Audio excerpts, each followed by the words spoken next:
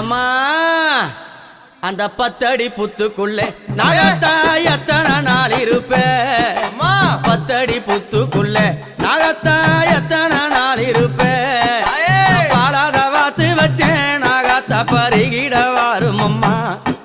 நான் பாலாத வாத்து வச்சேன் நாகத்தா பருகிட வாரும் அம்மா 10 அடி புத்துக்குள்ளே நாகத்தா எத்தனை நாள் இருப்பேன் 10 அடி புத்துக்குள்ளே நாகத்தா எத்தனை